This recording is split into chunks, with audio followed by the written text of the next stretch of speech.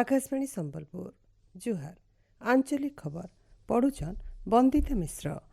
राज्य मान को अतिरिक्त 20% वाणिज्यिक एलपीजी जुगाबार के केंद्र सरकार अनुमोदन करिछन। इ पदक्षेप जरिए मोट एलपीजी आवंटन 50% के बढ़वा। इ अतिरिक्त एलपीजी राज्य मान रेस्टोरेंट ढाबा होटेल कैंटीन गुरस उत्पादन क्षेत्र मान को आवंटन लगी प्राथमिकता देवा।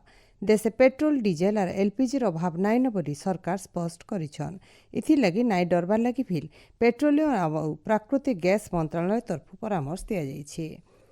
जल और लिंगगत समानता वार्ता नहीं आज पालन होउछि विश्व जल दिवस। 1993 मसीहानु आज दिन के जल दिवस भावे पालन करा जाउछि।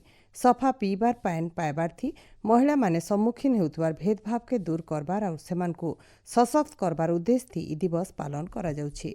मुख्यमंत्री मोहन चरण माझी भुवनेश्वर लोकसेवा भवन सम्मिलनी कक्षठाने विश्व जल दिवस समारोह 2026 कार्यक्रम थी मुख्य अतिथि भावे जोग देकरी भिन्न भिन्न जल संपद प्रकल्पर शिलान्यास और लोकार्पण करबे।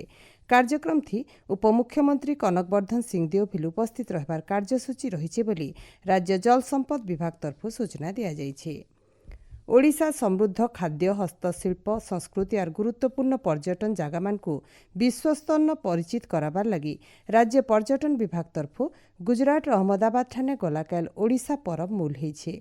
उद्घाटनी समारोहती उपमुख्यमंत्री प्रभाती परिड़ा जोग देकरी ओडिशा परब के गोटे मुख्य सांस्कृतिक प्रसार कार्यक्रम बोली कहिछन। हम लोग 3 दिन के लिए वो पर्व लेके आए हैं जहाँ पे हैंडलूम्स, उड़ीसा की हैंडीक्राफ्ट्स, उड़ीसा की डांस, उड़ीसा की कुजीन और उड़ीसा के पर्यटन नीति के साथ जो नई पॉलिसी आई है इसमें अगर कोई बिजनेस भी करना चाहे तो उसको कैसे सहायता मिल सकेगा और उड़ीसा सरकार की तरफ से कैसे यहाँ रहे हुए प्रवासियों के साथ कोऑपरेशन होगा, इसको इस 3 दिन पे हम लोग करेंगे। ऐसे ये पर्व की यही अभिसंधि है।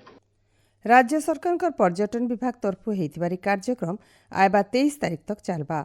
उद्घाटनी समारोहती गुजरात उपमुख्यमंत्री हर्ष सांघवी सम्मानित अतिथि भावे जोग देइथिले।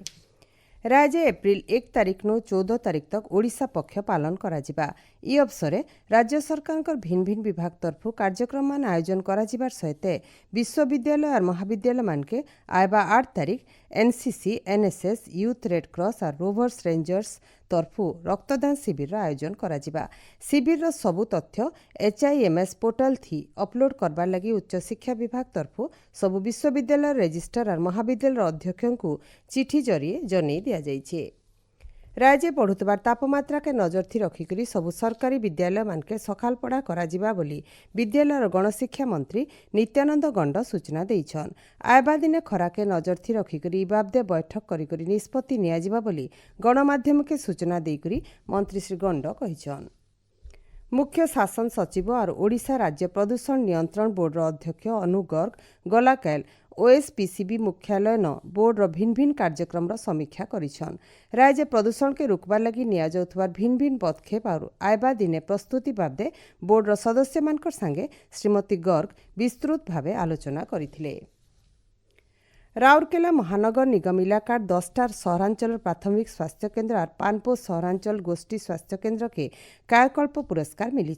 सुंदरगढ़ जिलार तिलका नगर UPSC पहला ठाने रही। स्वास्थ्य केन्द्र परिचालना सहित डाक्तरखाना परिसर के सफासुतरा रखबार वर्ज्यवस्तु परिचालना और गुणात्मक सेवा लगी केन्द्र सरकार तरफ इ सम्मान दिया जाइछे। संबलपुर समलेश्वरी मंदिर परिसर न गलाकाल संपर्दा प्रतियोगिता हो जाइए। मंदिर ट्रस्ट बोर्ड तरफ प्रतियोगिता थी पश्चिम ओडिशार भिन्न भिन्न जिल्लानु 8टा संपर्दा दल भाग नहीं। भुवनेश्वर कलिंग स्टेडियम न चलीथिबार 24 नंबर जातीय पारा एथलेटिक चैंपियनशिप 2026 गलाकाल उद्यापित हो जाइए। मुख्यमंत्री मोहन चरण माझी उद्यापनी समारोह ती जोग देकरी सबु विजेता खेलाड़ी मान को पुरस्कृत करबार सहित आयबा दिने सबु खेलती निजर परिश्रम के जारी रखबार लगी परामर्श देइछन। चैंपियनशिप थी ओडिशा 5टा स्वर्ण पदक सहित मोट 17टा पदक हासिल करिछे। রাজ্যে আইবা 4 দিন তক কালবৈশাখীর প্রভাবটি বড়ভাগি জাগান ধুকা গড্ডিয়ার বর্ষা হইপারে বলি ভুবনেশ্বর আঞ্চলিক পাণিপাগ বিজ্ঞান কেন্দ্র তরফু অনুমান করা যাইছে।